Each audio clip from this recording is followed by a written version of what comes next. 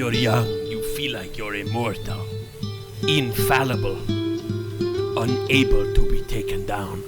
It is only someone who has experienced true tragedy that feels their mortality weighing down on their back.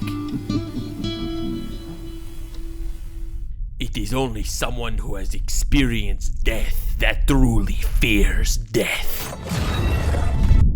And all this is why Puss in Boots 2 Last Wish is a new goddamn DreamWorks movie that just came out, and it was freaking good. Yeah, that's right, I waited to watch it, and it's probably the best coming-of-age story I've seen on the animated screen in a very, very long time. Now, a lot of people made reviews about, oh yes, of course, Puss in Boots is pretty good, it's alright, it's fine, and then they talk about the plot and cover all that. That's not what I'm here for. No. I'm a bit of a sadistic biatch, and I fell in love with the villain. Not fell in love in the furry type way that a lot of VTubers fall into that rabbit hole. No, not in the furry type way at all. No, not at all. Oh, god damn, is it hot in here or is it just me? But not in the furry way.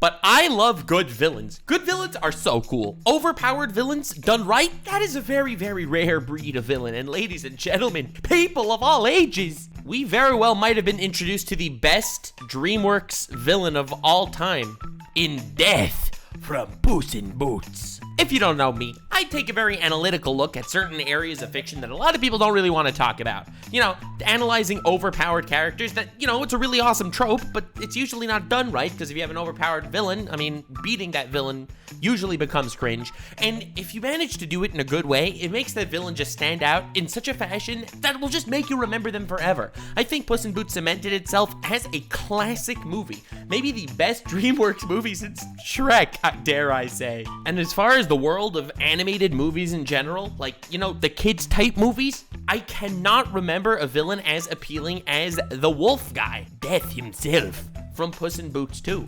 Now, I'm going to be analyzing exactly why, and exactly why he ties so well into the overarching themes of Puss in Boots 2. If you haven't seen it and you want a bit of a rundown, that's totally cool. You're invited to stay. I'm going to be spoiling minor plot points throughout the movie, but I'll be honest, I don't think it would actually ruin the experience at all. And if you're new here, definitely subscribe, because I am more than down to analyze all these fictional story beats. I haven't been doing this for the past couple of years, but I've been getting into it, and I'm very excited to do that. So please leave a like if you want me to cover some of the other greatest animated villains of history. But I wanted to start off talking about Death, because this dude captured my heart. Not only because he's insanely cool, and not only because he's overpowered done right, in a way that I can hardly compare to any other villain in animated movies aside from like Tai Lung from the first Kung Fu Panda. But I'm gonna be talking about something that no one else wanted to talk about when it comes to Puss in Boots. The fact that it is a coming of age story done in the best way possible, and how Death perfectly fits in as the antagonist of the actual story. So, in a nutshell, if you want the plot cover summary, well, here you go. A long time ago, a wishing star fell in a forest and created a dark forest. This star has one wish, and whoever obtains it can have that wish granted. Many people from along the land want to have their wish granted. Puss, the protagonist of this story. I don't know why I'm talking in this accent. Am I gonna get canceled for this? I better not.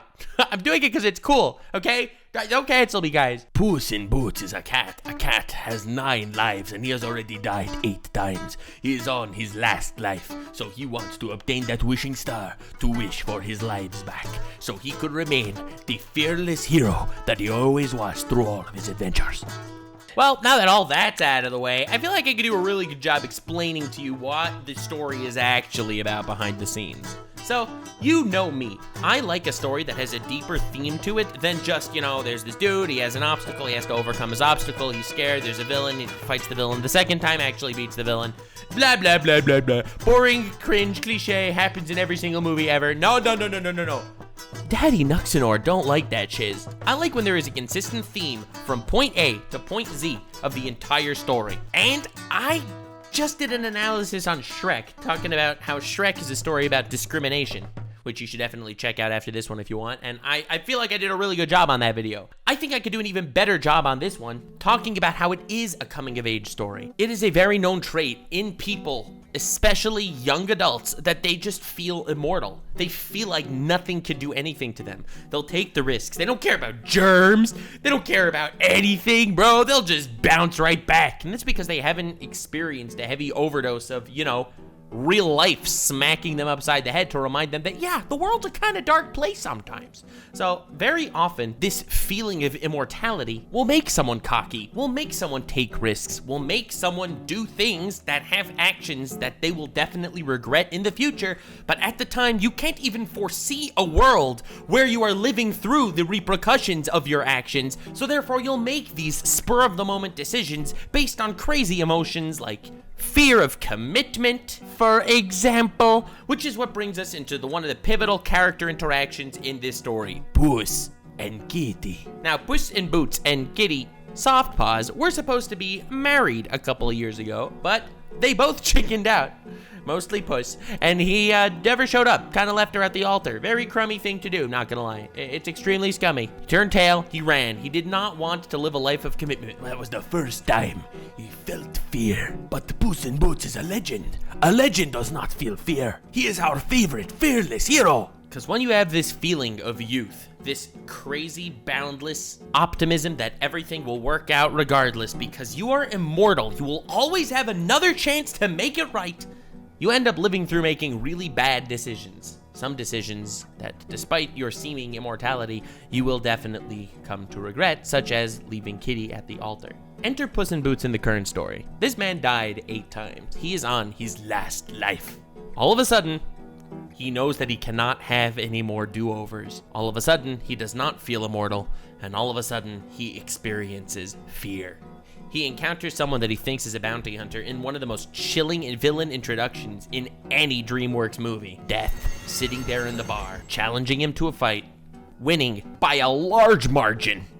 To which Puss in Boots had to hightail it out of there, run away, even leaving his sword behind. And he all of a sudden does not even recognize himself. He is afraid. Not only is he on his last life, but he encountered someone strong enough to defeat him. Because of this fear, he decides it's not worth living at all. He joins this crazy cat lady and decides to live out the rest of his days, not as himself, but as someone that could just eat, sleep, and poop his life away. He buries his boots, his hat, and his old self along with them. Because of this fear of his own morality, this man discarded everything. Anyway, he learns about the wishing star, some plot things happen, he ends up on the journey, tries to steal a map to try to get to the Dark Forest, try to find the star, alright, whatever. Actual plot story stuff, if you want to watch the actual movie, goddammit, just watch the actual movie. I hate these people that say, oh, I'm making a movie review, and then they just basically describe everything that happens throughout the movie, okay? I'm not doing that, alright? I'm homing in on these couple of really important themes here to understand a character. Every time that wolf shows up throughout the movie, he makes that creepy whistling sound.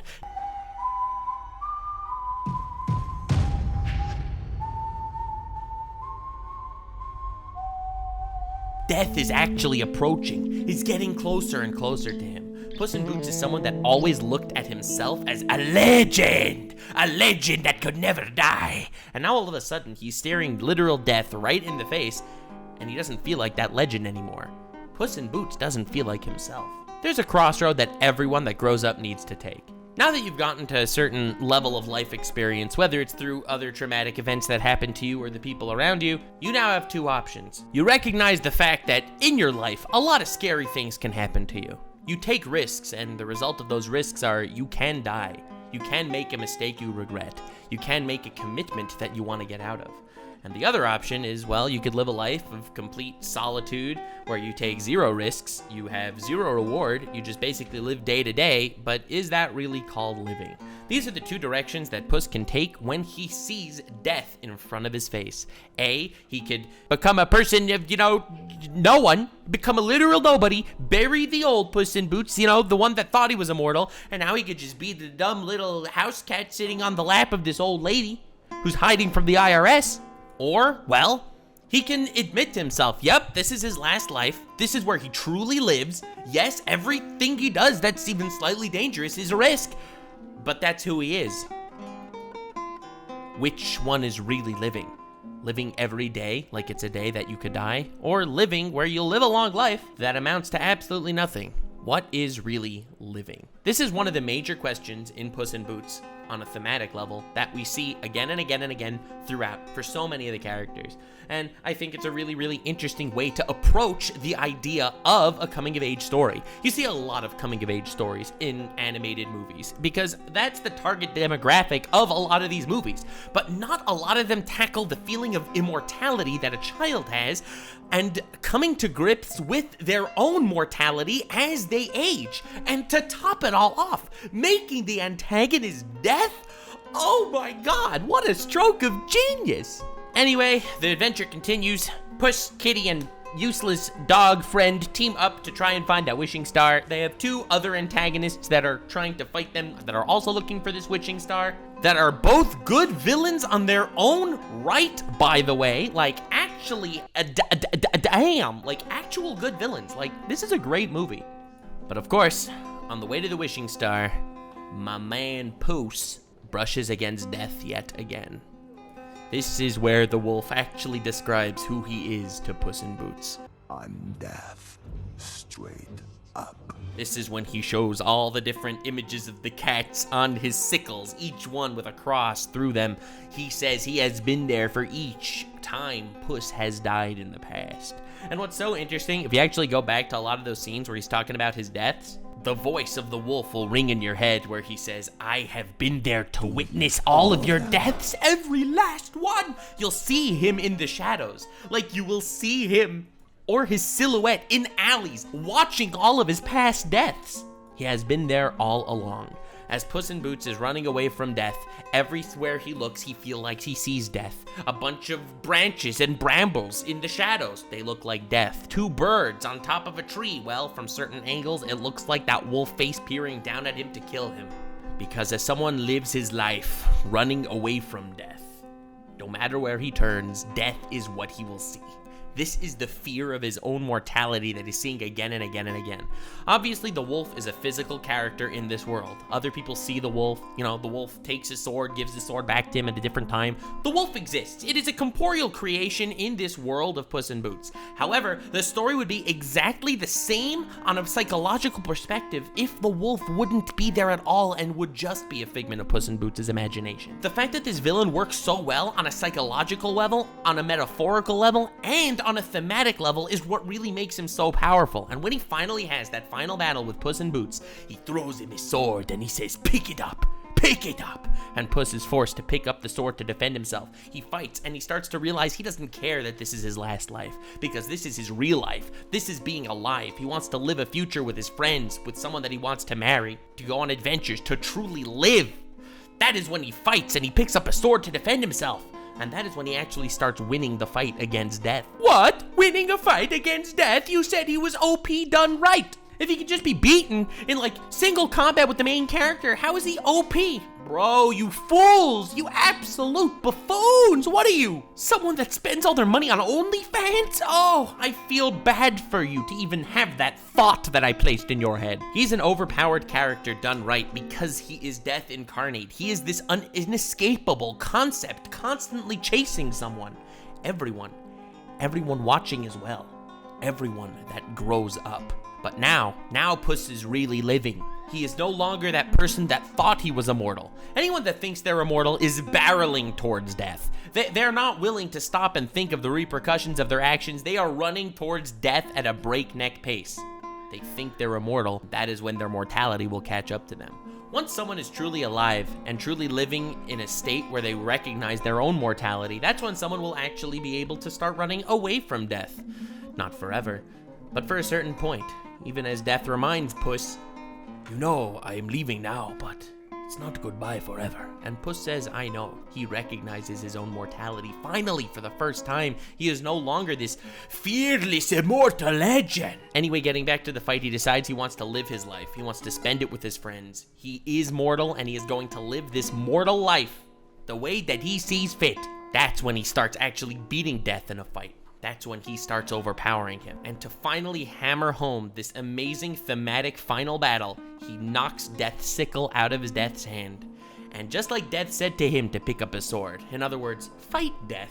don't just live a life to die. He turns to death and he says to death, pick it up. Uses his own words against him, which is really cool. Just on a basic, like, superficial level, you got the main character's sword was knocked out of his hands and the bad guy said pick it up, and now you got the main character knocking the bad guy's sword out of his hands and he tells him pick it up. Ha! That's just hilarious. But yes, it's cool on a superficial level, but also he's telling death, pick it up. I don't fear you. Of course I don't want to die. Of course I want to live a life with my friends and my family. But I'm not denying your existence. I am not denying my own mortality. And this is when Death picks up his weapon, looks at Puss in Boots, and says, I came here to take the life of an arrogant, self-centered legend. But he's dead. You're not that person that I came here to kill. Which is bone-chilling. Obviously he's the same person. He is just the evolved, grown-up version of that person. This movie is the story and struggle of anyone growing up. Anyone that has a traumatic event that triggers their forceful evolution into the next stage of their life. And the choices they could take. They could spend the rest of their lives sitting on the lap of an old cat lady. Or, you know, they could actually live their life. Risks and all, but have a life that's worth living. Puss in Boots started off the movie by saying, I laugh at death. To someone that recognizes death as a veritable part of the world's reality and something worth giving respect to, from his chilling introduction all the way up until his final whistling as he leaves from the ring of fire that he created. Death has captured the attention and the breath of every single viewer and character in the entire movie. He is a villain that will be forever remembered as one of the greats in Disney or DreamWorks or any other major animated film. The fact that every line he utters in the movie is so vindictive, full of malice and terrifying, you almost forget that he is just a natural order of the world, someone that the world could not exist without. What's the matter? Lives flashing before your eyes? The dude's terrifying and absolutely a fantastic antagonist, but you almost forget, he's not really even a villain as far as villains go. He's the natural order of the universe that happens to serve as the antagonistic wake-up call for our protagonists and every single person watching. So now, before wrapping it up, I want to point out another really, really cool tiny detail that I was saving for the end, just for this little final huzzah pizzazz moment that will definitely make you leave a like and subscribe. Remember how I mentioned that the first time he meets death, he gets that wake-up call moment? He has to decide how he wants to live his life. Is he gonna live his life as just some house pet, or is he gonna really truly live his life despite there being consequences to the decisions he makes, right? So the first time he meets death, death slaps you in the face really hard. You see blood in a DreamWorks movie. The sickle touches Puss's head and blood starts dripping down from his forehead. When do you remember seeing something like that in a DreamWorks movie?